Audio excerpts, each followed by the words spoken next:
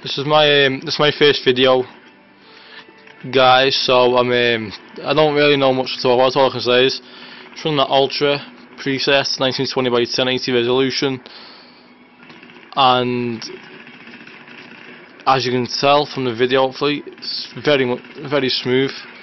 I'm just downloading the Crysis 3 beta now as we talk. Well, as I talk. That'll be interesting to see how it performs. Just at the end of the video, I'll show you all my programs I'm using and my settings. I'm using an Intel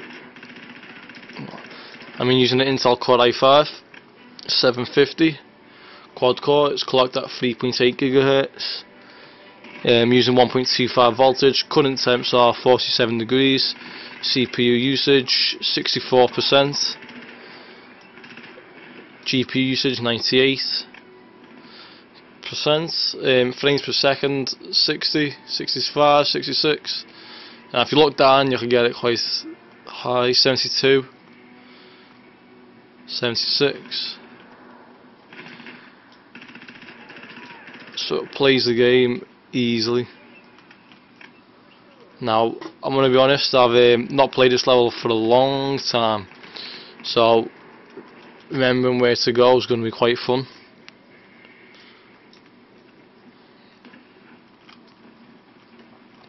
I'm using an EVGA graphics card, by the way. It's a G6 660 Ti for the Win Edition with the Signature 2, so it's got the dual fans. Temperature is great. Well, it's at 69 degrees now, but it's only at 40% fan. You can kick it up to 50% fan. It'll still be very quiet, and the temperature will go down. But to be fair, at 69 degrees, that's fine. Let's take these two out. So you can get into action. It's still smooth. With this graphics card, there is no need to run it at anything below Ultra preset.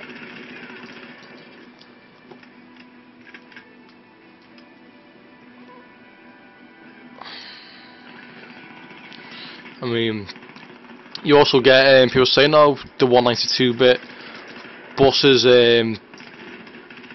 doesn't reflect on or can have a serious impact on performance." But to be fair, I've not got it at the best overclock, but I've given it a modest overclock on the memory, so it's got a total of 161 GB a second, and it performs very well.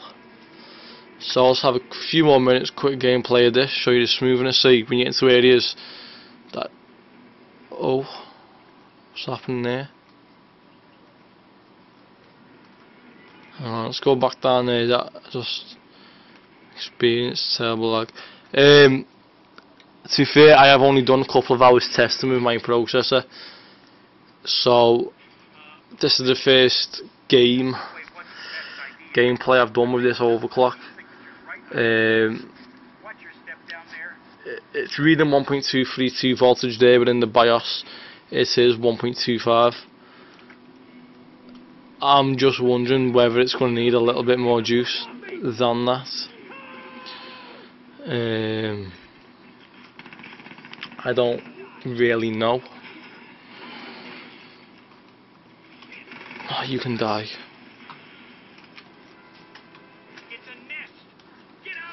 I'm using a Nokia Lumia 800 to record this gameplay as well, so it's quite difficult because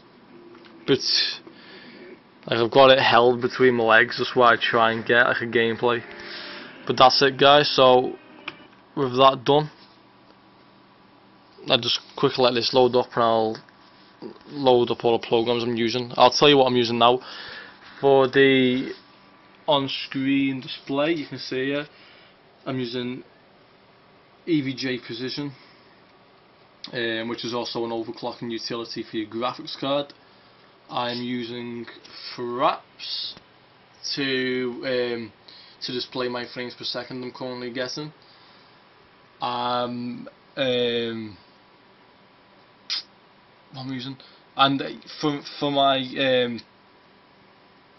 for the programs I'm about to show you in a minute, it'll be CPU Z, GPU Z. I'm using the hardware monitor as well. That's a program to get your CPU speed, your voltage, your temperature, your current clock processor speed. So basically, like EVG Precision syncs with hardware monitor, and it displays what your settings are. It's using 1.5 gigabytes of VRAM. Let's just quickly load up into the desktop. Let me use my mouse. Just quick load up into the desktop. Quit. Oh, look at that, there's my Nissan Skyline.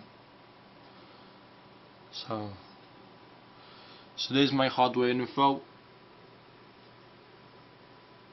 Blah blah blah. Don't really need to know much of that. This is my GPU Z screenshot. Well, my GPU Z.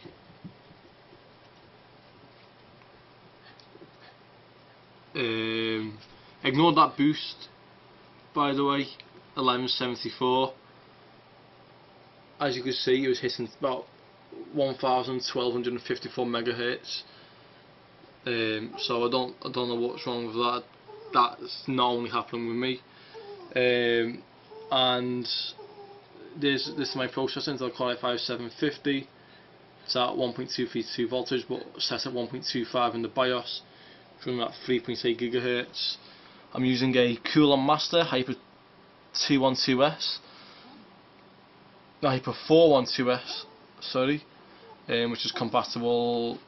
I think it's completely compatible with recent sockets. I think it's compatible with your Bulldozer AM3 for your Phenom processors, Intel socket 2011 LJ55.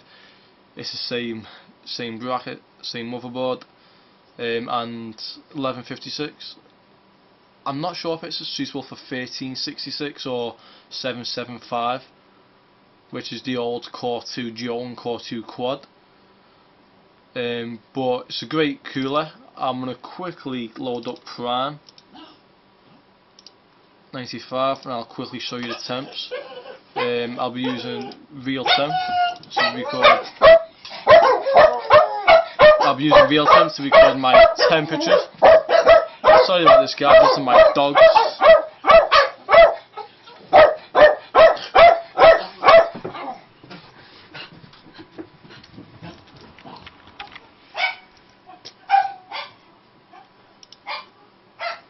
There we have it. The processor is at 100% usage, and there's the temperature. So the temperature is around about 56 degrees, flat out.